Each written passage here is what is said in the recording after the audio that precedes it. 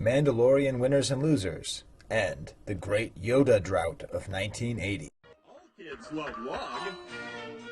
'Tis the podcast log Yes, log. of the Star Wars Collectors Archive blog. Oh. Yes, log. Whenever the Star Wars Collectors Archive publishes a new blog, this podcast will log its contents, interview its writers, and go deeper. It's the Kivecast Blog Log Pod. You, sir, are a mouthful. Relax and just take life easy for a little while. Because it's only lasts for a little while. All right, Steve. Okay, Steve, we don't do intros on these blog log pods, so I'm recording now. I hit the wrong button. I was like, Steve, you ready to go? He's like, yes, I am. And then I hung up on him. That's how blog log 13 is going to start. We're ready. Yeah, 13th blog log. You texted me like 10 minutes ago saying the power went out. So, but it's good. I'm kicking back. I've decided to never use the Emperor Burger King cup again. I'm afraid of getting lead poisoning. But I am sitting in my Emperor chair. Good. Yeah. Made by Tom Spina Designs. I did not get a discount on that. I'm also right near this birthday card. So every 2 years, my daughter's birthday is in December, and she's as big of a Star Wars fan as I am. So I make her like a poster design, like based on the current Star Wars poster. So this one, I just took the image with Vader in the back and made her face all dark and in the background. It's pretty cute. So I'm feeling pretty emperor-y. Yeah, you're just getting ready. You're just getting ready for the proper moment here. It's coming up soon. Now we're going to be talking about Ron Salvatore's blog post about Yoda toys from the 80s. Yes. But we're actually going to get there in a little bit of a weird way. We're going to be talking about The Mandalorian. We're not going to give The Mandalorian a full, real episode of Winners and Losers because it's not a movie, therefore it's not real Star Wars. But we might get to a Winners and Losers of Rise of Skywalker, Steve. But all of us have to have seen the movie by then. That's true. Yeah, it's a prerequisite. So I'm recording here on a Tuesday, Steve, and I see on social media. You tell me that you're having a baby before you tell everybody else, but you don't tell me that you have tickets to the premiere. What's up with that, Steve? I didn't want to jinx it. Yeah. I didn't tell anybody. It wasn't a sure thing, but really, really lucky that we were able to get on a seat filler list, and we made it. So yeah, it happened. So is that just like through your connections at the Academy? No, this is a family friend. So it was very, very special. Do you know what brahi means in Icelandic? It means strings. You pull the strings. Danley pulls strings. Man. Yeah, that's right. Wow, so that's how you got in. It's funny because I think I've told the story a couple times, so I know I have. But I went to the charity premiere of Revenge of the Sith. In Westwood in LA, and my wife was pregnant with my oldest child. That's right. Yeah, so that was cool because Mark Hamill was in attendance, and we got to see Mark Hamill's character being born on screen and that whole thing. Of course, Dave Winfield was there for inexplicable reasons. I believe that's Ron's favorite part of the story. That might be. That sounds right. Yeah. Oh man, I'm so excited to have Ron back on. It's been too long. It's only been like 3 months, but it really doesn't feel like a show without him. So we're not going to talk about Rise of Skywalker. I don't want to know what you think. I don't want to know what you feel. Nope. I got tickets for Thursday. My daughter sold so much popcorn that she gets to go to a special showing just for Scouts. Oh man, that's awesome. Yeah, isn't that really cool? Yeah. And actually, a weird thing. Have I told you about? I told you the weird connection with her Boy Scout, Scout troop, and our show. I don't think so. You've told me that she joined the Scouts, but I don't know of any connections to so this. She joined the Scouts, Boy Scouts of America. That's the full term. And one of these guys who's in the troop, my wife told me like, hey, there's a guy there who's really into Star Wars, and I know how this goes. I'm like, yeah, oh yeah, sure. Like, no, he's like really into it. And so I'm picturing some guy with a red Millennium Falcon T-shirt, telling me the prequels are pretty bad, but Return of the Jedi is also bad. Ewoks, this kind of thing I'm expecting. I start talking to the guy. He's like, oh, I'm a droid builder, That's cool. And I was like, oh, he's a droid builder. Well, that's cool. And so I trot out the only fact that I know about droid building, which, of course, our dearly departed Bob Martinazzi was the guy who did the R2-D2 for Obama when Obama watched Force Awakens. Right, right. And he's like, oh, yeah, I wrote the code for that. He was like, he was like, Bob? I'm like, yeah. Wait, what? It's like, yeah, no, Bob and I communicated for years. This guy who's in who's in Scouts troop leadership position, he runs the 501st website. He's like, wow, he's this huge figure in all these areas of Star Wars-ness that I don't really know about. So he was out there. He flew out there from Rochester. His daughter used to troop as a Jawa with him, so that they got to walk the red carpet. Sweet. So that's awesome. So if you're out there and you're big into 501st and you're listening to this show, if there's some famous guy named Darren, we're on the same scout committee. I'm a part of the committee, Steve. It's rough. Oh, the committee with a capital C. Yeah, right? because you're not playing with kids and working on campouts. You're sitting there talking about budget referendums. You're taking minutes. You're having motions seconded. I was gonna say there's motions. It's like all of the bad parts of Star Wars. Then my wife's out there with my daughter, and they're all having fun, and they're figuring out how to bivouac and all that stuff. But it takes all sorts to run an empire, Steve. True, it's so true. I mean, there's the less exciting side, and then there's the crazy evil exciting side. So you got to have both. So we'll talk about Rise of Skywalker. We'll do our traditional winners and losers. So that's been some of our most popular episodes, and the concept is this: we watch the movie a couple times, we think about it for about a week usually. And then we comment what vintage figures or accessories or collectibles get the biggest bump from this movie. If it's featured and it's featured well, it might get a bump. If it's not featured when it should be, it might be one of the losers. Mm-hmm. If it's featured but poorly, so all these things kind of go in. It's very subjective, but it's very fun. It is. I think these are some of the most fun episodes we've done. That's Isn't it terrible, Steve, that the less we talk about toys, the more fun we have?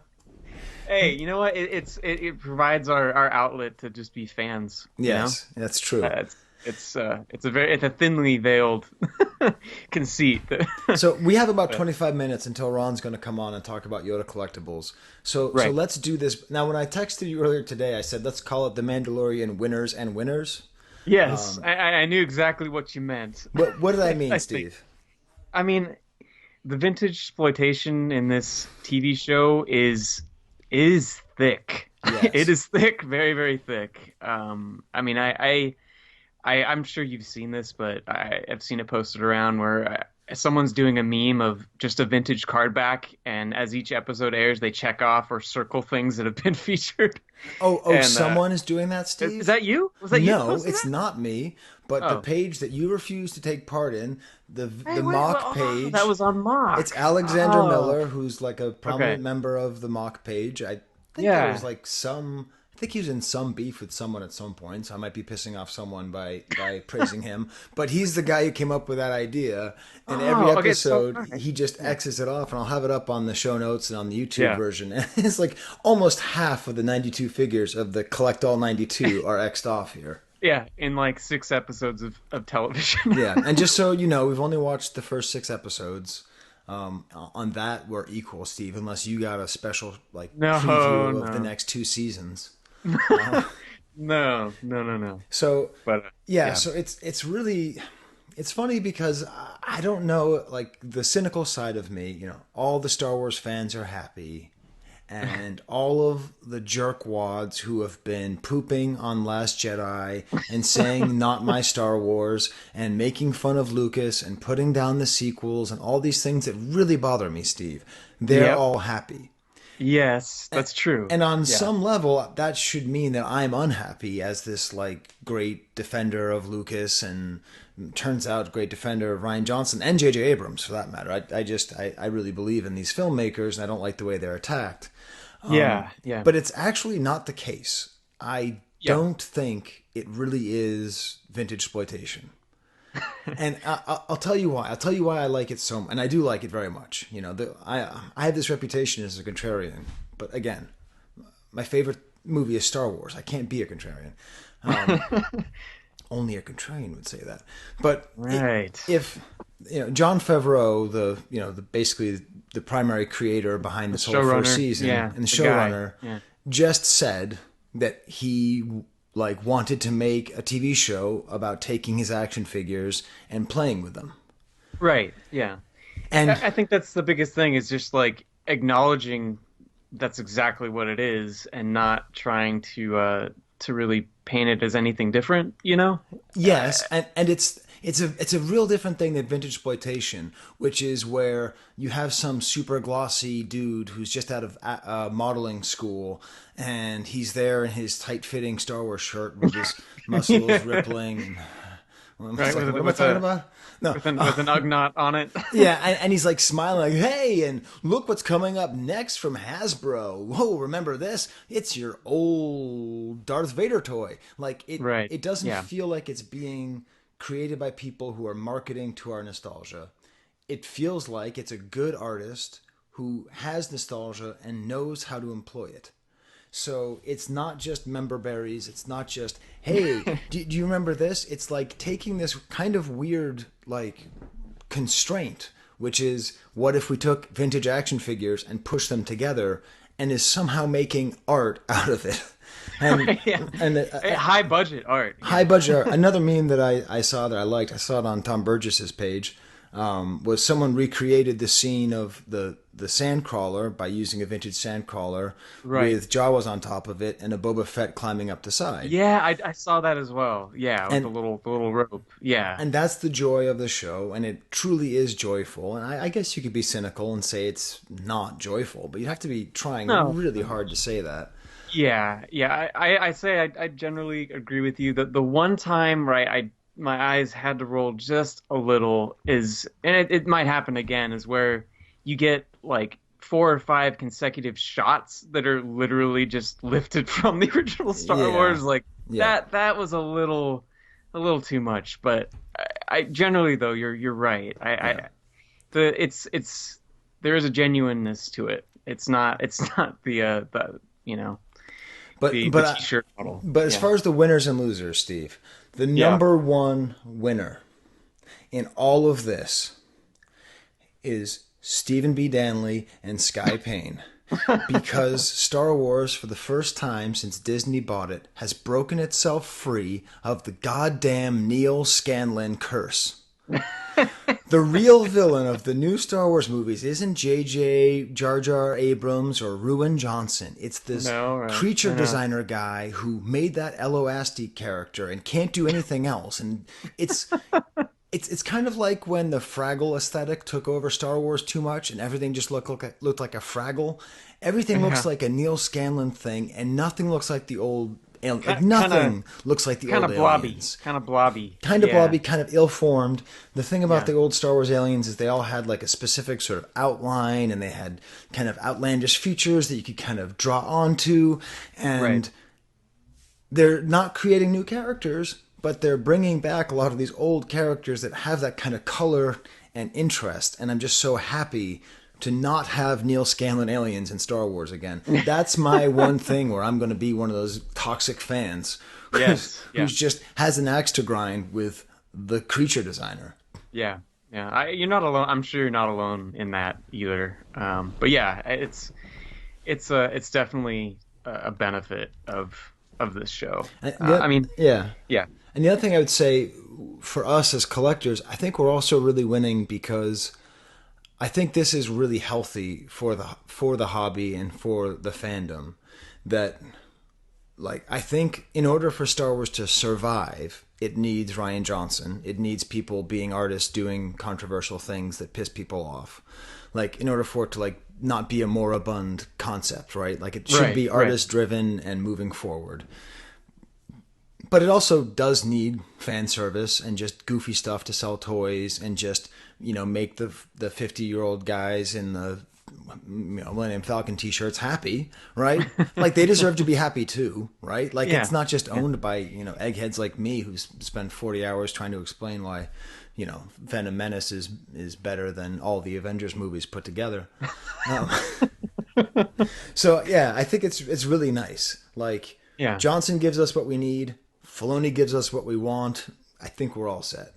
Yeah, it's a spectrum of content that I think it can please people in different ways. So yeah, it's all good. You picked up on this as well. Is it like it's essentially just, you know, a repossession of Boba Fett from 1979 and just you know, like it's just that's it. That's all it is. Which is fine, and it's just funny to think about. Like, oh yeah, you know, if this was like 1980 or whatever, and this TV show was being made, it would just be Boba Fett as that kind of character, and that's fine. It's just yeah, I don't know. All right, well, should we get into our top 5 winners and losers, Steve?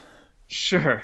So, I didn't. This is one of those, like, the typical situations where I'm just gonna react to yours because I didn't have a good list. That's basically all we do. Yeah. So, okay, the number 5 loser, and I do think there are losers here. Okay, all right. Bib Fortuna, because the Twi'leks are weird and gross, and I don't like them, and. Like, the Twi'leks in the prequels were, like, sexy and kind of interesting, or, like, interestingly good. Here, they're just more of that gross Bib Fortuna, nasty, get away from me vibe. Yeah. So Tessa was not a fan of them in whatever that. I guess it was the last episode. Yeah, it was the last, right? And they really felt like Buffy bad guys. Yes, I didn't want to say it, but that's exactly what they were. Okay, and then the number 5 winner, Steve, has to be R5D4. Now, out of everything that happened in that new cantina scene, just seeing R5D4 again, you know, it's probably the same one. I like the idea of him, like, how did he get there? I don't like gratuitous, like, cameos from old characters, but that's a totally innocent one, because it could be a different R5D4. But it's nice to see an R5D4 back at all. Yeah, and the droids taking over the bar, I actually really like that a lot too, given the previous discrimination. Yes. Yeah, no, that's a good call. The number 4 loser actually is a droid. I'd say it's Gonk. He's a parent again, and on some level he wins there, but the novelty factor of seeing Gonk is getting a little bit played out. It is. I think when we were watching is it the first episode where, like, he walks in that door and it's getting to be like a Ronto butt, you know, where it's there in the screen, you know, like, all right, I get it. Are we supposed to think that these are like the nuggets that you plug into the wall to charge phones? Like, that's why they're all over the place? Because that's how it kind of feels. Yeah. It's getting a little worn out, but yeah, I'd agree. The number 4 winner is Jawa and Sandcrawler, or Jawa and Land of the Jawas. Sure, Just for that great episode, for fleshing out their world. I thought they did a good job. I think it made them funnier. It definitely made them more fun to play with, because you can now scream that egg word, whatever, Scooby, or whatever it is. I'm sure you were thinking of Super Star Wars when you were watching that. Do you remember that second level or whatever it is? Yeah, no, that was definitely that seemed like that. I don't know if that was intentional, but yeah, and the restraint that they showed by having only one Utini, and the one Utini was in the middle of everything else. And I think that's an example of the weird restraint that even though the show is dripping with vintage exploitation, like, they didn't go straight to the Utini. Yes. Yeah, you're right. Yeah. Okay. The number 3 loser is, I wrote Klaatu Nikto or Barada.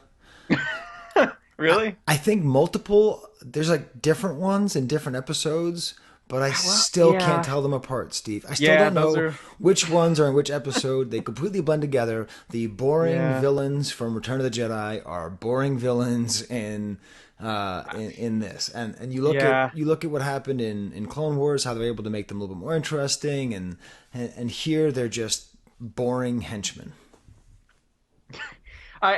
Well, I think since you've always kind of had that feeling towards them, I get why you would feel that way now. I disagree slightly.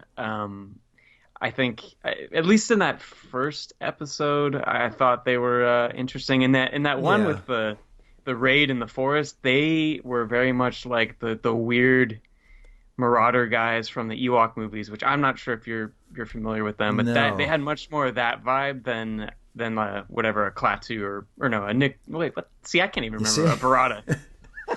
Yeah, A Barada that guy. episode was a little. Last year, I did the thing where I watched like Seven Samurai and like 7 different versions of it afterward. You know, like just all the different. So just kind of seeing another one was a little bit like, all right, oh god. I mean, Clone Wars already did a 7 Samurai. They probably did like 2 or 3 of them. I feel Yeah. like in Clone Wars, but yeah. What I liked about that was they just skipped through the training session. It was like, here they're learning how to use a stick. Okay, we're there. Let's just move on. I did love getting back to the other Jabba guys. There was in that shootout there was a sound effect of the guy. There was 2, like a back to back. It was a sound effect of I think a Weequay guy getting pulled out of the sail barge, kind of a grunt, and then immediately followed by like a body hitting the ground that was straight out of like a spaghetti western. So I like my ears picked that up and like, oh, I love that kind of thing. That's cool. So if you ever watch it again, listen for that. You know, actually, I'm going to make the ATST the number 5. I'm going to replace R5D4. I forgot about the ATST. Oh yeah, that definitely won out because making it some kind of super badass thing. almost sentient. Yeah, You kind of forget that the guys were in there. So it's funny. I was watching this a well done but criminally flawed dissection of why Last Jedi was bad today. It's like 6 hours long. Oh man, But it's okay. It's okay because the guy basically usually ends everything with a lot of viewers don't like this. It's like that's true. But one of the things it was saying was why didn't they use B-wings for the bombers? Mm-hmm. And like they had something that would do that, but they chose not to. And so they kind of violated the rules of Star Wars because they already had bombers that could do it, but he chose to use these dumb bombers that don't work because he liked World War II movies. Right. This is sort of the opposite. It's like they wanted to use ATST so much that they gave it properties that don't seem realistic. Like all of a sudden ATSTs have magically strong legs and are super powerful, and you don't remember a bunch of teddy bears, tearing them down. Right. So that's off the list again. So I'm going to go with my real number 3 winner, which is EV99. Yes. Wait, I mean, yeah. 90. Is it? Yes. Yeah. EV9, yes. Okay. Yeah. Just because having him back and having him as a bartender, and of course it's not the same one, right? Right. Well, it could be the same one because he there were be a in couple the of them palace. at the bar, right? But yeah. That was well done. But just that almost more than anything really gave you that feeling of being in a sort of, it's kind of like the Disney had this thing where they had a video game where it was like a toy box and you could just like throw in whatever characters you wanted from the Disney universe and they'd all sort of play together. So, Right. you could have Buzz Lightyear fighting Darth Vader or whatever, Captain Jack Sparrow hanging out with Tow Mater. Those are the only Disney characters I know, by the way. It kind of, it feels like that toy box feeling where someone just had an EV99 and they had the Cantina playset and they're like, well, they never made one for the bartender, so we'll just have the EV99 here. Right. It reminded me of something that in a similar vibe that they did really well with Galaxy's Edge. They have an 8D8 running like a barbecue spigot, which is just like one of those little details, just like this, where it's something you immediately recognize in a situation that's not entirely right, but it's not entirely ridiculous either. Yeah. But yeah, no, that was also pretty nice to see. My number 2 loser is Bossk.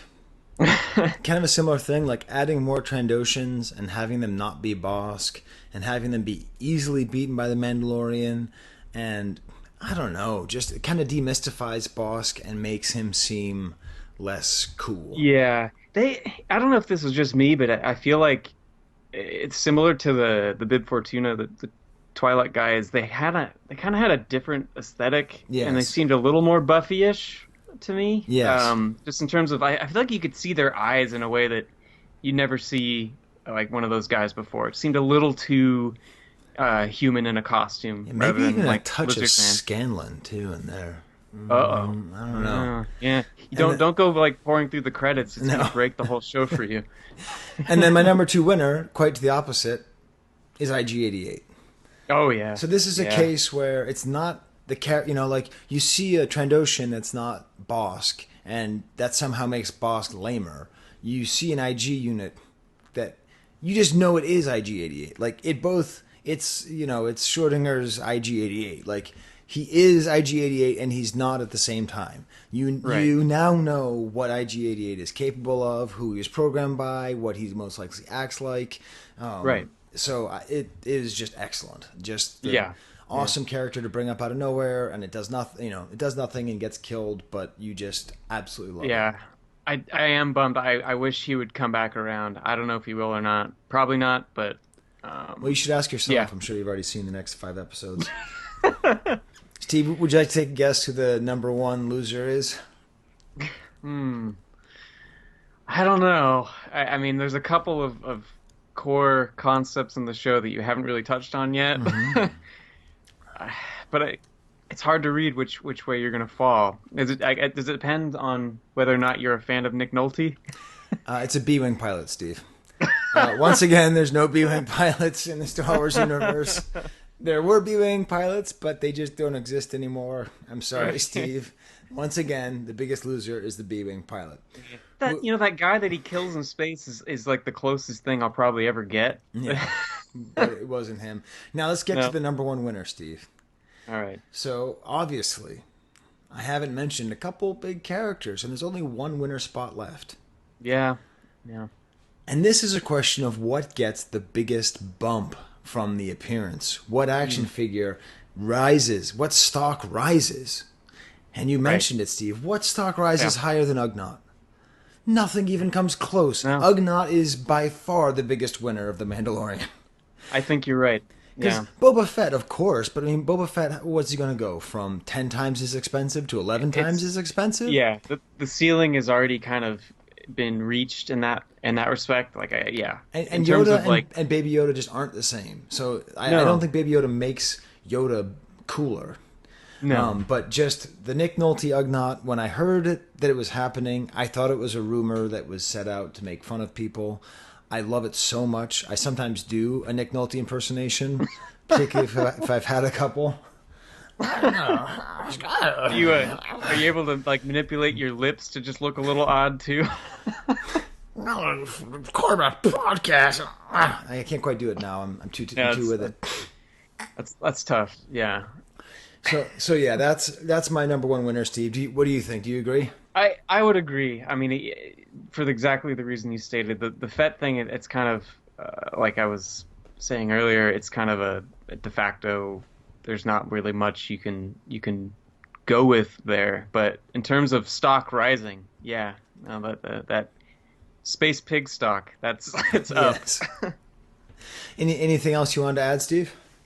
I don't know. Let's see. I don't know. What do you think about the score? I always like to talk about the score with these new. It's not a movie, but it's movie-esque. But I think it's great. I think it's the best of the non-Williams Star Wars scores. I think it's better than Kevin Kiner in Clone Wars. I think it's better than, was it Giacchino? Giacchino did Rogue One. One, and I don't know what was going on with Solo. It wasn't too much there. Yeah. But First few episodes for sure too. They're so strong. They're so weird. Like there's something so strange The sparseness of the flute or recorder, even whatever it is, and whatever it is, and the way that the Mandalorian's theme goes from one thing to another. It starts sparse, but then it becomes a triumphant kind of march thing. Yeah. And it's catchy, and like all you have to do is just sort of go, dun dun dun dun dun dun dun dun dun dun dun dun, like, and we get all psyched at my house. So, yeah, I think it's great. Yeah, no, I love the score. I'm a big fan. So yeah, I think they did well with that. That guy's doing an awesome job. But no, yeah, I don't know. I guess the last thing is, what do you think about the length of the episodes? I feel like a lot of people are probably expecting much more to it, and I actually really like how kind of short and sparse they are. I think it's awesome. As a professor, my least favorite question is, how long is it supposed to be? It's like, well, how much do you have to say? Right. What am I, a high school teacher? Like, I told you to write about the themes of loss in this book, so write about themes of loss. I would imagine it would take you at least 5 pages, but if you can do it in 3, go for it. So 3? Right. Yeah, no, I think it's fine. Yeah, I really like the freedom of that, and that they're not like feeling like they have to flesh out anything more than they really need to. So yeah. Now, I don't know, man. Probably my favorite, and this, Steve, is one of my patented segues. You don't even know it's happening except when I mention it. It's happening now. So the other day I was at Michael's. Do you know what Michael's is, Steve? The craft store? The craft store. Yeah. They kind of know me down there. I'm kind of a big deal. I go there all the time. I'm always framing stuff or doing weird crafts projects for my kids. Yeah. And I go up, and my wife bought some Star Wars wrapping paper, Mm-hmm. And the guy behind the counter is like, "Oh, are you Star Wars fans?" And we're like, "Yeah." And then he does this like just not very good Yoda impersonation, but he like kept doing it, and he really stuck with it. He's like, "Oh, fan am I too?" It was not quite as bad as Michael Scott, but it was closer to Michael Scott than Frank Oz. Right. Yeah. It's on that side of the the divide. Yes, and then they were talking about the Mandalorian, and they started talking about it, and then he was saying like, and can you believe that they don't have any Baby Yoda merchandise out? Mm-hmm. And he was explaining like how like upset he was. And I told him, I said, well, this is the thing. I follow Star Wars spoilers. I spend all day, every day thinking about how to figure out what's happening in Star Wars. My entire Facebook feed is filled with Star Wars information. When that stupid dome opened up and there was a Baby Yoda in there, I was completely surprised. I had absolutely no idea. And obviously, Lucasfilm would have made a lot of money this winter if they sold toys. But they actually stayed true to a concept that if this is a surprise, people will like to show more. I can guarantee you, Steve, I like to show way more because I didn't know that it was going to be a Baby Yoda in there. Absolutely. And they actually had the guts to do it. Yeah. And then as I'm leaving, this old lady who worked across the counter at a different part of Michael's goes, Mazarana.com. It's a crochet pattern. You can download it for free. And everyone got all excited. And then I look at my Facebook feed, and it's filled with crochet of Baby Yoda, and customs of Baby Yoda, and paintings of Baby Yoda. Like Jon Favreau or Dave Filoni, one of them tweeted out this like ornament you can make like by cutting out paper. Yeah, I saw that. And I printed it out and I made it, and I gave it to my daughter, and she's playing action figures, and she has all her action figures, and they're like saving Baby Yoda. And like I made a painting of Yoda as Santa, Baby Yoda as Santa, and put it out in front of my house. Like there's this like this is the actual like retro thing to do. Yeah. Like you don't have Star Wars stuff. Like you just make it. have to make it. Yeah. And it's this weird, bizarre gift that they gave us that I don't think they entirely meant to do. Probably not in the same way as back in the 70s or 80s. No. Yeah. Not. It's really succeeded, and I guarantee you, Steve, people are going to be sick of Baby Yoda. When you see how much merchandise is coming out, it's going to get played out. They're going to say, okay, that was cute, but that was so 2019.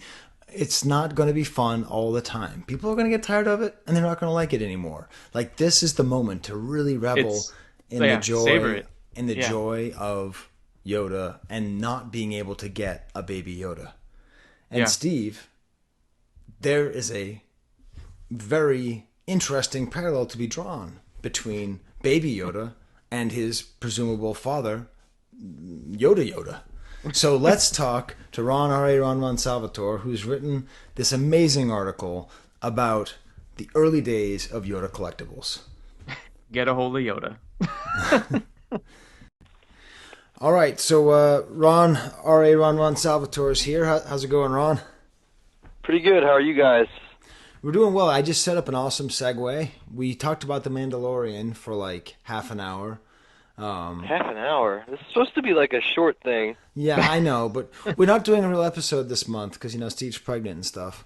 So like Yeah. we got to get in good content when we can. What do you guess was my number one winner from The Mandalorian for vintage collectibles? The number one winner? Yeah. Ugnaught. Hey man, you know me, Ron. There you go. Yeah. Nick Nolte. You never thought Nick Nolte would be starring as an Ugnaught. I know. Probably the last thing.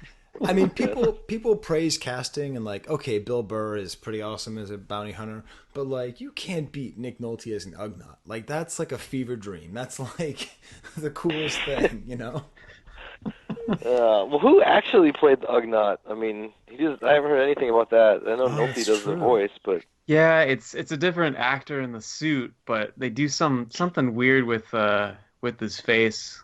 I face is feel like like all computer generated or something. partially, like I feel like those are Nick Nolte's, soulful eyes Yeah, it definitely looks like him somehow. somehow. All right, well, Yeah. we're getting off track. Like Ron said, this Yeah. is supposed to be a quick, efficient episode, and it will be. It'll just be in two parts. Part one, Mandalorian. Part two, this grab a hold of Yoda.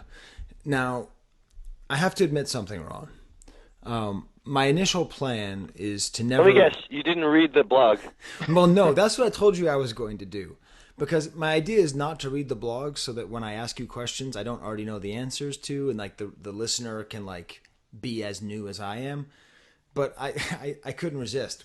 Like, I had to read it. It is such an enjoyable thing. I ended up reading it today when I didn't want to, but I was pulling it up to make sure I had the pictures there, and I just fell into it. Ron, it's some of your best writing, and I mean, it's just some of your best writing. You always write so well. So we're going to be talking about this, and you're probably going to get most of the information on this podcast that you will if you read the blog, but you still need to read it because nothing beats reading a Ron post.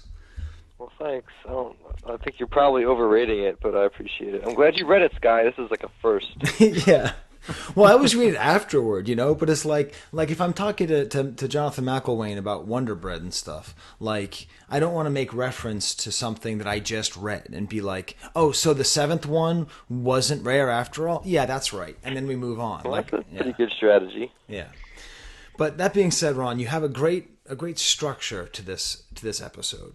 To this blog. So, you start off with a big picture of Baby Yoda, and you draw the parallel to the fact that there's no merchandise on the shelves of Baby Yoda. But I think it even goes beyond that. I just talked to Steve about how there's a lot of customs.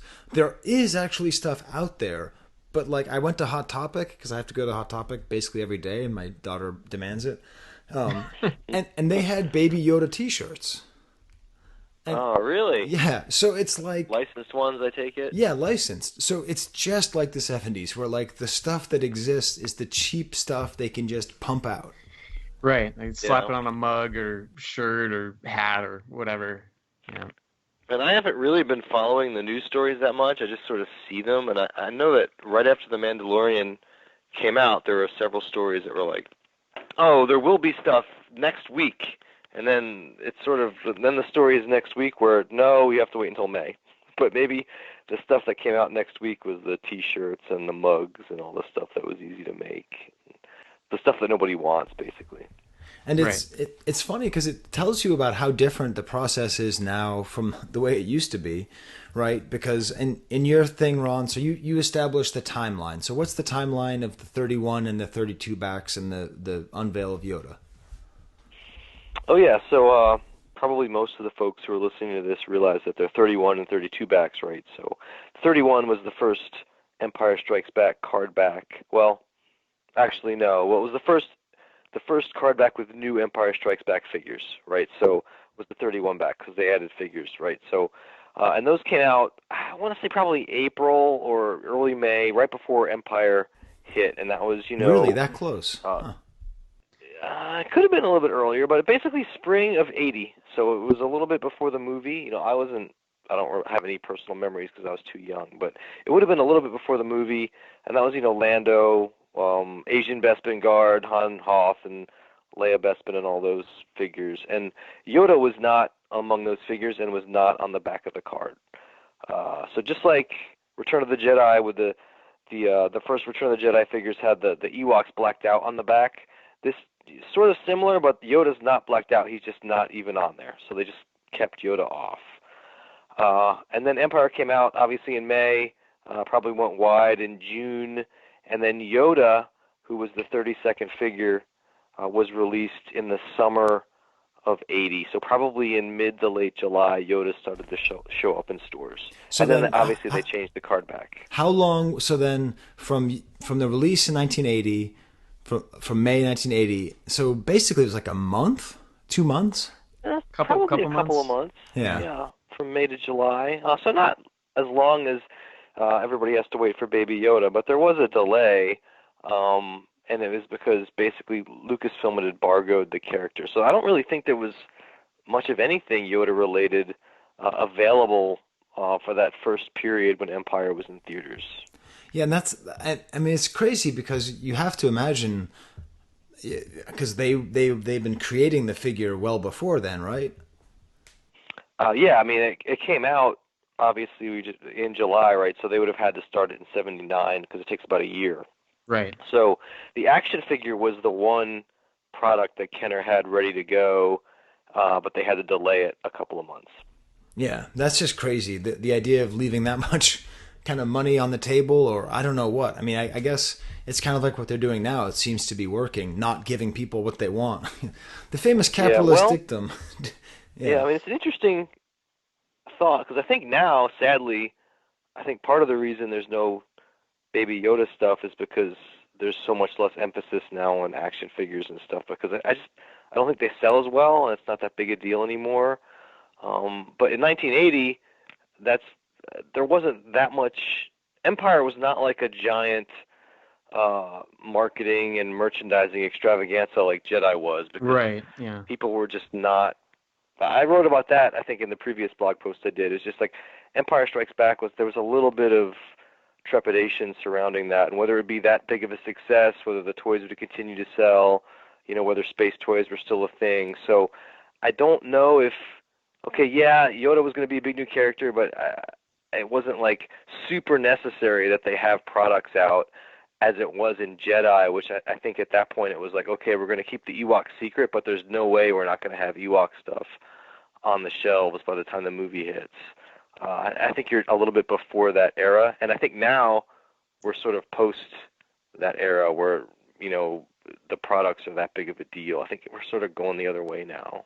Yeah, it seems like it. Yeah, it is really amazing to think about the certainty, the lack of certainty that a lot of people have, and like where the certainty is misplaced. Like I remember in one of my favorite, actually my number one favorite documentary of any Star Wars documentary is the one for Episode 1, because it just is so well done. And you hear Lucas talking about Jar Jar, and he's like, everything hinges on this character. If this character doesn't work, the movie's not going to work. And then he follows it up with, I felt the same way about Yoda. I mean, it's this weird talking frog, but like, if this doesn't work, people need to buy it or it's not going to... Okay, trying to do my Obama impersonation. People are going, well, it's not going to work. But it's funny because it's true. I mean, if people saw Yoda and reacted to it like it was Jar Jar, that would have been it for Star Wars. It would have been like, well, that was fun. Goodbye. Yeah. Yeah, I mean, definitely a key character. And I think probably... Again, I'm sort of too young to remember. I remember seeing Empire when it came out, but I would imagine of all the Lando is a cool character.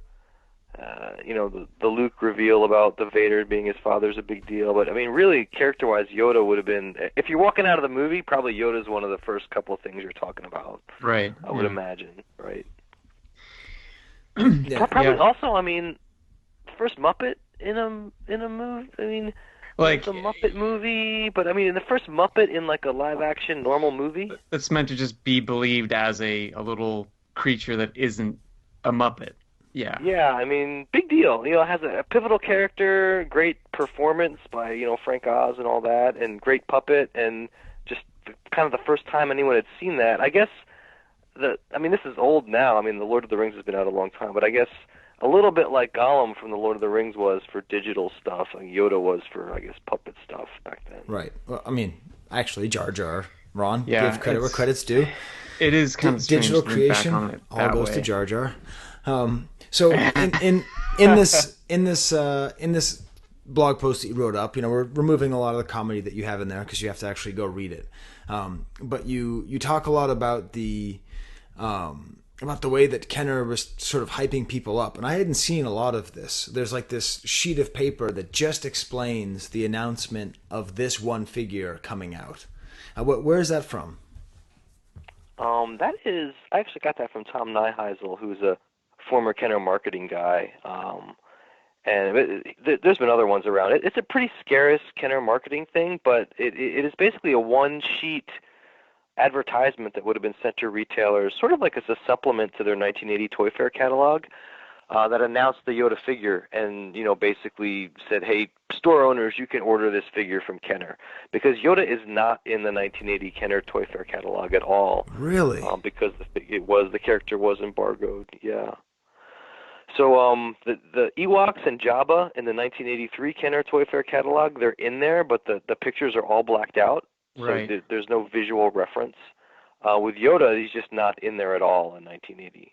So they sent this out as basically a supplement to the catalog to announce that the figure, hey retailers, yeah, this figure, this character was a big deal in the movie.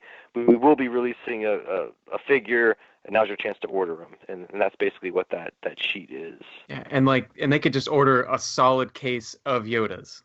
Yeah, it looks like a 24-pack of just Yoda. So you sign on and just get a case of Yoda to supplement your 31-pack, assortments you already probably had some of. And then that would have been the first rush for the figure in summer of 80. And this is nice too because it highlights in this copy. It says authentic, finely sculpted replica of Yoda the Jedi Master. And I can't think of other times when Kenner actually promoted the quality of the sculpting of the toys, right? Yeah. Yeah, that's a good point. I don't recall that off the top of my head. I can't think of that being mentioned, but yeah, they do mention that in there, which is a pretty interesting detail. And in the blog post, you include a picture of the sculpt itself, which... Yeah, well, I had to call our friend Fluffy, and I figured. Hey, why don't you send me a picture of your Yoda? He's like, he was fine with it, so he sent me it took him a while to find it, so I had to ask Chris, and then Chris sent me that other one that he had taken when we found it. But Fluffy turned up his old photo, which isn't great because it's not really that. I wanted like a close-up of the figure, and it's like the carded figure takes up most of the shot, but yeah. It's still pretty cool. I mean, that is the sculpt on the left there, which is kind of an immaculate condition, all the little parts and everything. Yeah. It's an actual wax sculpt of Yoda, and this is the only existing picture due to the mystery that is Fluffy.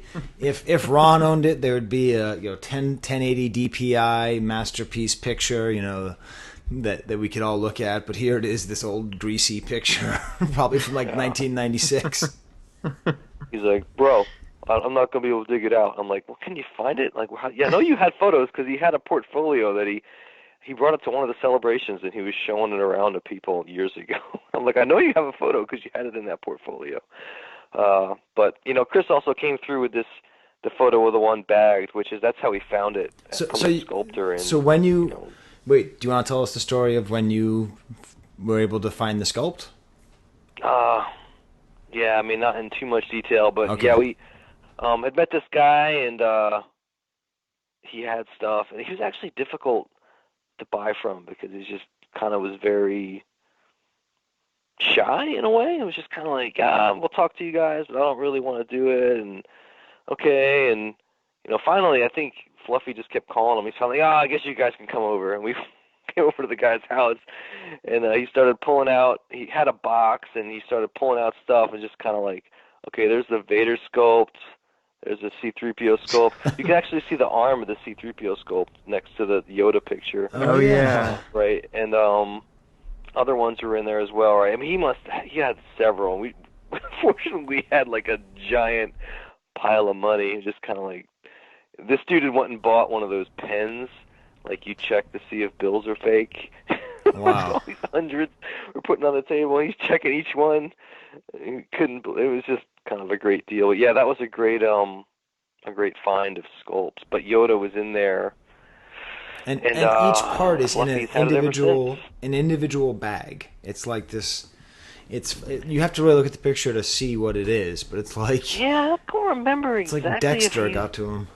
Yeah, it does have the Dexter vibe. They're each sealed in there, but I don't remember what rig that. I mean, if he made that himself, like I can't remember. But he had a bunch. We found sculpts from other people, and sometimes they were just chucked in like a Dixie cup with a piece of plastic over it with a rubber band, and they were rattling around in there. But this one was pretty well preserved in there, and I don't think there's any damage to it at all. It's pretty nice. But yeah, I mean, I was happy that he was cool with showing the photo. I told him, I was like, you might as well. I mean, I don't know why why keep it private at this point. But yeah, I mean, it's a cool thing to see, even if the photo isn't great. And then the next line of copy has a removable robe with belt, snake, and Gimer stick. So Yeah. the snake is cool. I realized that the baby Yoda is going to be packed with a frog. So the baby Yoda eats frogs, but I think this must be a sort of callback. Totally stealing Jabba's mojo on that one. Yeah, he is. A little bit. We've seen that before. But the Gimer stick is great because it's sort of like the Gaddafi stick. Just, I guess Kenner or Lucasfilm were like, what do you call this stick? Steve Danley needs to do some flipping the script to find out where the heck that term comes from. The Yes. Gaddafi and Gimer. Is that like Yeah. in the screenplay or what? I mean, it's funny. Like you really do only associate those terms with these Star Wars characters. I don't know. Yeah. It's, I don't know where those. They probably come from the screenplay or something. But I certainly. It's funny to see Kenner mentioning that because that level of like nerdery usually wasn't in the Kenner figures. Like you probably had to go to the Marvel comics or something to see that. It's not like they used weird names. Like they didn't call Hammerhead was Hammerhead. He wasn't whatever he was called Right. later. yeah. And then the description of Yoda is interesting because it describes Yoda lives on Dagobah, swamp planet, and for 800 years has taught men to master the Force and become Yes, Jedi right. Knights. Yeah. And that's the only Specifically gendered. men. That's the only gendered reference I've ever seen to. I mean, there's a pretty good YouTube video about the failings of the Jedi teaching because it's all based on Stoicism, which it makes a pretty convincing argument that the rejection of emotions is actually what leads to the destruction of the Jedi. And part of it is about this sort of like what it is to be a man and the sort of the mistakes that are built into the Jedi system. Anyways, I'm going off on a tangent, but this is kind of funny. The idea that like if some woman showed up, Yoda'd be like, "Penis, have you not?" Yeah, it's pretty weird that they. I mean, I guess Star Wars was a boys' toy line. They didn't even think about stuff like that so much back then. But it is kind of funny. Man, I don't recall anything like that being said in the movie or anything that it was a man-only thing. But maybe Yoda's just a jerk. He's just kind of a Weinstein-level jerk over here. But Yeah, Einstein, more like Weinstein? Weinstein or Weinstein or Oh my whatever. God. Harvey. Yes. All right, so Steve, I've been talking. Why don't you ask Ron the questions about the next things? Well, let's see. Do you want to get into like the bigger toys? What about this the question 1981 of stuff? a drought? You refer to this as a drought.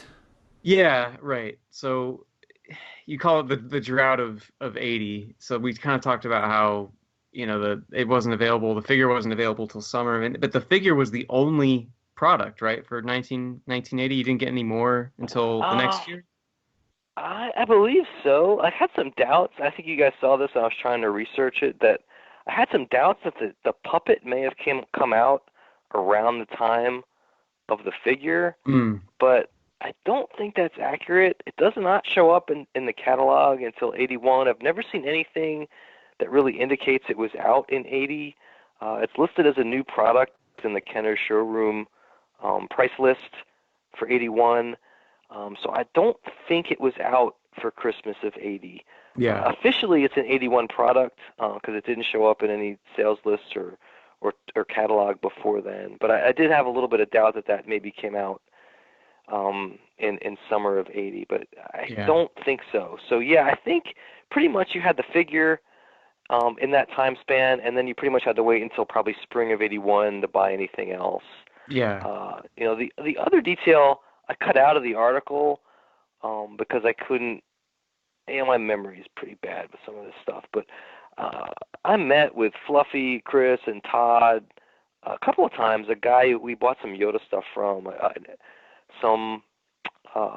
and a Jedi Master, the 8-ball prototype from him, sort of like a painted, kind of like a hard copy. I think it was a skin that was filled with plaster and painted, and then also I think a mold for the puppet from the same guy. And I'm pretty sure I remember this guy telling me, he's like, oh, we didn't have any Yoda stuff. We were all pedal to the metal just because we didn't realize Yoda was going to be such a big deal, and we had to get stuff to market. And so we were just trying to get this puppet and this 8-ball thing out to market and just, working nights just to try to get this stuff turned over. Yeah. But Chris and Todd weren't sure. I couldn't. My memory is not great enough where I'm like, I'm going to put that in the article, but I'm pretty sure he said something like that, because I also remember telling him when he told us that, I'm like, well, the figure was out, right? And he disagreed and was like, no, we didn't have anything. I'm like, yeah, you're not remembering correctly, because the figure was out. Right. And then I just changed the subject because he wasn't going to concede that the figure had been released. But so there's that detail too of talking to a guy who I remember telling me that they had a eureka moment after seeing the movie and realizing that they needed more Yoda products, and then having to sort of like go into overdrive to get these things out for 81. Yeah. But I think the puppet and the 8-ball would have been shown in February of 81 at Toy Fair and would have probably been hitting in spring of that year.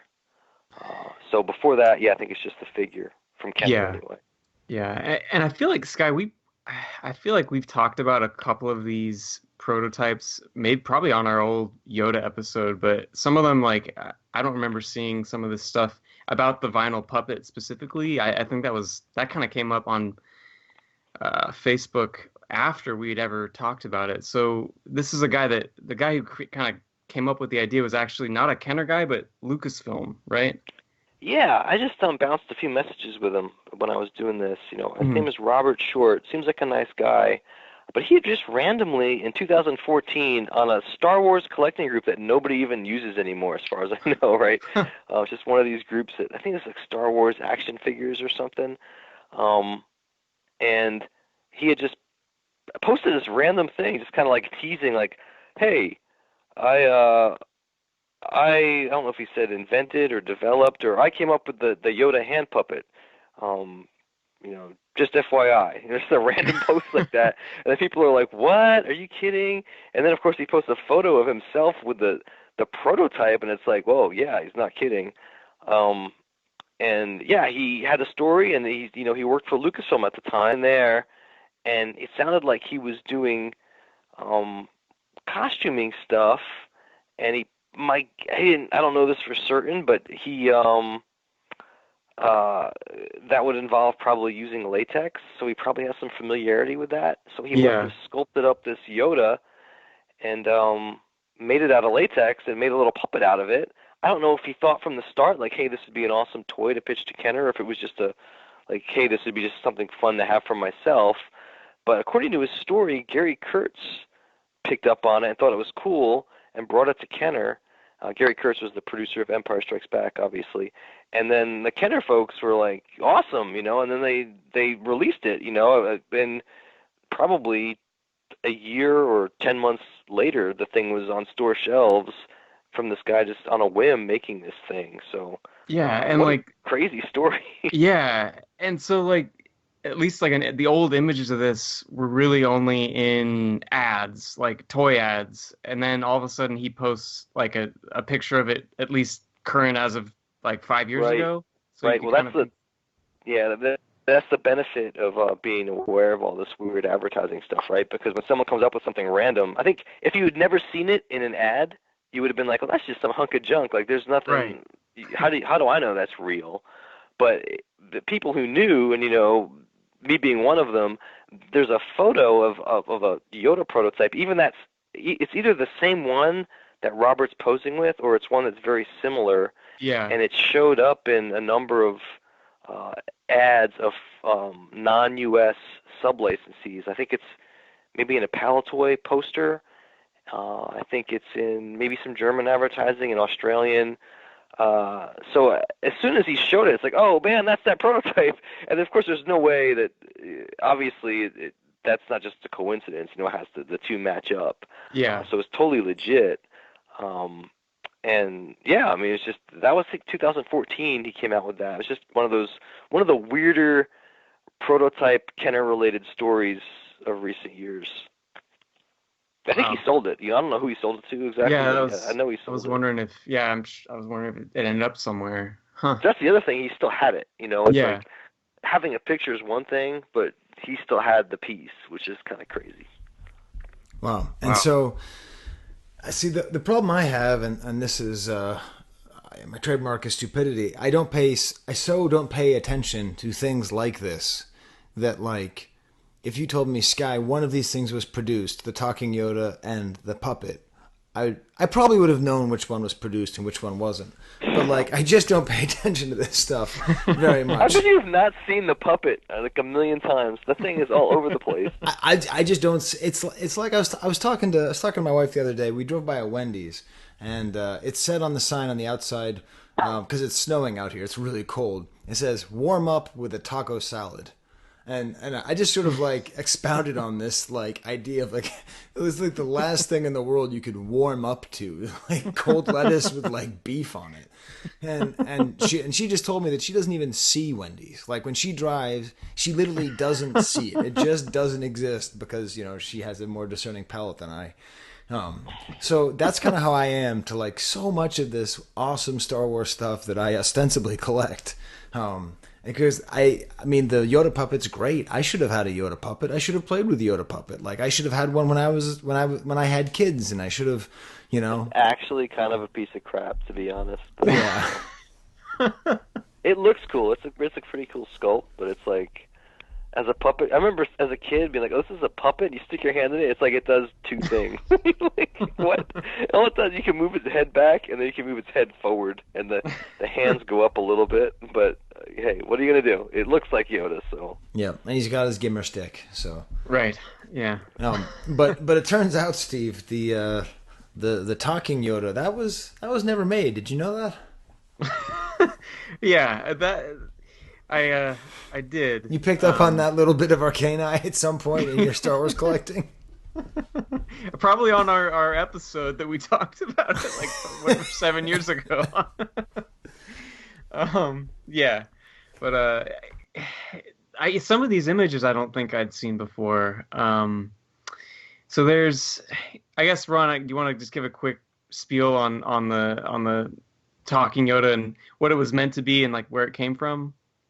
Yeah. I mean, it's a little bit murky, and I'm not going to say all of this is 100% verifiable, but there is an interesting conceptual artwork piece that shows the talking Yoda, or shows a Yoda figure that looks a lot like the early prototypes for the hand puppet before it was all a vinyl thing. It looks like a cloth-bodied thing with maybe a rubber head and hands. And it's posed with some cassette tapes, or it looks like maybe even 8-tracks. Yeah. And that's probably tied into the 2XL product that Mego released, which was like a robot that you could put 8-tracks into, and it would run through like programs, sort of. It would talk, and it was kind of like a learning product. And it would have been around the same time as, I think that product is probably 79 to 82 2XL. So it was right around the time of Kenner would be thinking about Yoda products. So that artwork looks a little bit like a 2XL talking Yoda type of thing. You can almost, And you can almost see like the cloth Yoda draped over the the like robot device. It almost has the same shape. Yeah, I mean, you don't really see where you'd put the cassette. Yeah. But it seems kind of like the idea.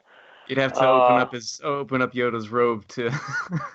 Yeah, and for a number of years, the early Yoda, we didn't talk about this, but before the vinyl Yoda puppet, there was a cloth-bodied Yoda puppet with a vinyl head.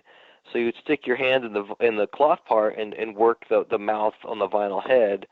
And that was thought to be an early talking Yoda prototype, in part because it looks so much like this cassette playing Yoda. Mm-hmm. And there may still be a little bit of blur on what was what, and they might have, been a little bit overlapping at times, the concepts. But I think that tape playing Yoda kind of evolved into the pull string Yoda, which is basically just a traditional pull string doll. And Gus Lopez actually, I put a link in here in the blog post. If you go to the archive entry for Talking Yoda, he has recorded all of the sayings that the pull string version said. I think it's 8 different sayings, right? So you're probably all familiar with that. You pull the string and it says, whatever, come up with your favorite Yoda saying from Empire, and it says that. It says a different thing every time you pull it. I actually have my, one second, I'm going to get my Beetlejuice one that I have right here. One second, it's up here on top of my, so this, I'll pull this. So just pretend this is Yoda, because this is what happens after 30 years. So here's my Beetlejuice. I have a Zagnut taped into his hand. You ready? Here. Yeah, that's pretty much what it sounds like. Yes. It sounds like Linda Blair saying something foul in The Exorcist. Just like really, like, what was that? But yeah, thanks to Gus though, you can go on the archive and you can hear the stuff, but it sounds kind of like that. It's really garbled and not great. But I mean, a pull string is probably a cheaper product than 2XL was a really expensive product at the time, I imagine. So you're probably chopping 2/3 off of the price just by making it into a pull string doll, which is, of course, for a toy producer is a plus. But that's what was going to be how the talking Yoda would have spoken, and that thing got pretty far along. I think it was pretty much on the verge of being greenlit, and then it just got canceled prior to this. Prior to whenever the decisions were made for the 81 line, it just got yanked out of there. Because you include a picture of it in Toy Fair display, right? Yeah, I think it's probably not Toy Fair, but maybe internal to Kenner, because it doesn't match the other 81 photos I have. But yeah, that is a photo that looks like maybe something Kenner set up to work out their Plannogram display, which was basically the whole line out on a shelf, right? So this is what we want stores to display it as. Right. And it shows, because the question is, I guess, okay, there's 3 Yoda products, right? The hand puppet, the 8-ball, and the talking Yoda, and they sort of overlap. And it's okay. The 8-ball is a little bit like a really sort of cheapo version of a talking Yoda because it does sort of talk in a way. It provides Yoda statements, but not through voice. So was the 8-ball? Did it evolve out of the talking Yoda, or were they concurrent?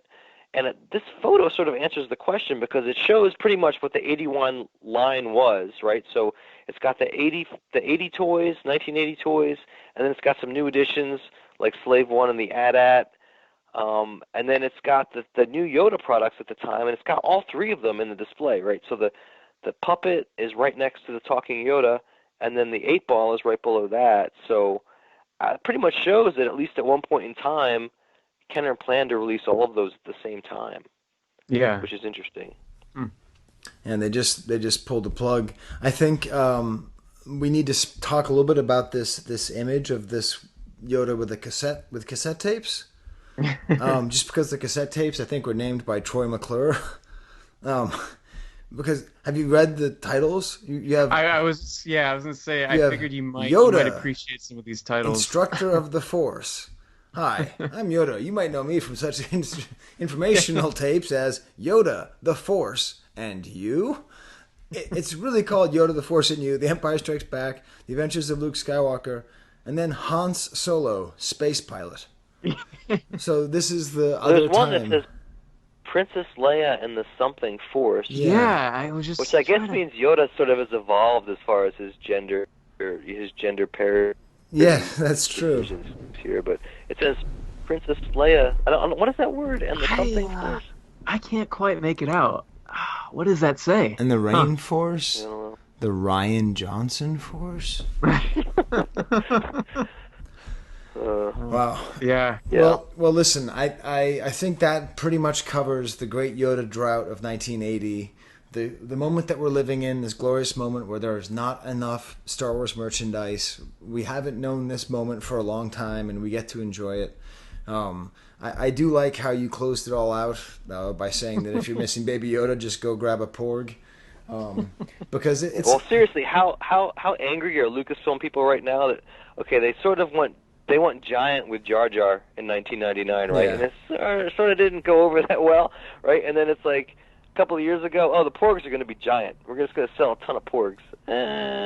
Maybe a few. Well, they didn't go that big. Well, now Baby yeah. Yoda, no Baby Yoda. We're just going to dial it back on Baby Yoda. No Baby Yoda products at all, and then it's like the biggest Star Wars thing in forever, right? Now, Ron, you do know that my daughter has a Purgatorium in her room, right? Yeah, I know. So- she's the one. Yeah, right? she's the one. It is funny because I went by Yogibo. It's like this store in the mall that sells overpriced furniture. The kind of place where you go in and you just feel bad for Duncan because you're just like, oh my god, he's got to buy all this crap. But they have like okay, so they have little teeny tiny stuffed like Porg and Chewbacca stuff. I'm like, cool. I know they also have a stuffed animal. Okay. They also have like a 4-foot body pillow. Okay. They also have a 4-foot just gigantic. So I walked out of the mall with this. I spent like $500 on Chewbacca stuff that I don't want, and I mean, including like a 4-foot pillow that looks like Chewbacca. It's the stupidest thing. But I remember the Porg being there. I remember looking at it and not feeling that excitement. Oh my God, it's the cute Star Wars thing. I thought, oh, that's that thing that used to be cute in Star Wars. Yep, it came and went. But you mentioned Chewbacca. Did you notice in this ad? I put an ad in there, the kid in a sleeping bag, and it's kind of from Mervyn's. Mm-hmm. There is a Hoth playset on the bottom, and there's a pretty good Chewbacca rendition tucked in there if you didn't notice. All right, I'm gonna have to Chewbacca. scan up and look at it. Let's see. I looked at the other ad. Wait a minute. He looks like a sort of a mysterious character. He looks like a Yeti. Speaking of Tom Yeah. Burgess, Yeah. he has this- He's coming out of the little cave hiding spot, right? Yeah. Is that what I'm looking at? Like yeah. a blurry Chewbacca. yeah. But so how many Baby Yoda products are you guys going to buy once these things are available? I mean, I'll probably get a couple because everyone in my family loves them. You know. Yeah. Tessa and I we're pretty susceptible To cute babies for some reason. for some reason, yeah. So are you going to name your baby Baby Yoda? Just That'd be pretty good, Steve. You should do that. Baby Yoda Idlewild Danley. That would be the only kid on Earth with that name, Baby Yoda Idlewild Danley. By the way, Baby Yoda is absolutely the canonical term, and that's kind of the official name of it. It's so funny, the idea of anyone trying to fight that, because 100% of everybody who sees, like, the first words out of my head were Baby Yoda. Like, they're like that is the most like knee-jerk reaction. That's like someone tapping. You can't really paint yourself as like a bigger nerd than to be like, the name is the child. Like, yeah, thanks, Mortimer. Oh my God. It's not Baby Yoda's the name, obviously. Yeah, that's an unwinnable war. The bad thing is like if this thing shows up in season 2 and it's a little bit older and they have to actually give it a real name, it's going to be a little bit uncomfortable. It's all going to go down. Everyone's going to hate Baby Yoda. It's going to have one of those horrible Star Wars names like Ponda Babu or whatever his name is. Yeah. And they're like, what? I just want to call it Baby Yoda. Much like the ineffable smell of a baby's head, which is the greatest smell on earth. It like babies smell better than anything, but they only smell great for a very short period of time, and then that smell goes away. And this is our enjoyment period with Baby Yoda. Not if you're Baby Yoda, because you get to be a baby for like 60 years or something like that. But we just need to just like soak in this joy that's occurring, because the worm's going to turn, and we're all going to hate Baby Yoda. But on the mock page, I tried to make a dead baby joke with Baby Yoda, and it went. I mean, I've never offended anybody on that page, and I've tried really hard. Well, I've offended Havens, but I've never offended anyone but Havens on that page. And like people, like I had to lock it down because I'm like, yeah, I went too far on this. I'm sorry about that. Remember a few months back there was that whole meme where people were throwing slabs of cheese at their babies. It was like sticking on their heads, and people got really offended. Yeah. I'm shocked that there hasn't been a Baby Yoda cheese meme. I think people have like forgotten about the whole baby cheese thing, even though it was only a few months ago. Yeah. But someone should get on that and make a Baby Yoda version. All right. Well, this got pretty gargan, especially for this kind of episode. So, Ron, thank you for this awesome blog post. Everyone, go read it. I mean, we just gave like a great introduction to the unveiling of Yoda merchandise in the world. I mean, you can't do better than this. This is good work, Ron. This is why the archive exists. As always, I'm patiently awaiting Steve's big The Rise of Skywalker review here once everybody else gets a chance to see it. Well, the funny thing was, because he got to go and see the premiere, it was so exciting that he started interviewing himself about going to the movie while he was watching it. So he would be like, and so what was it like? Well, it was like, it's happening right now, and his head exploded. It was very, Oh, yeah. I'm actually at the movies. I am the movies. I'm in the, at the.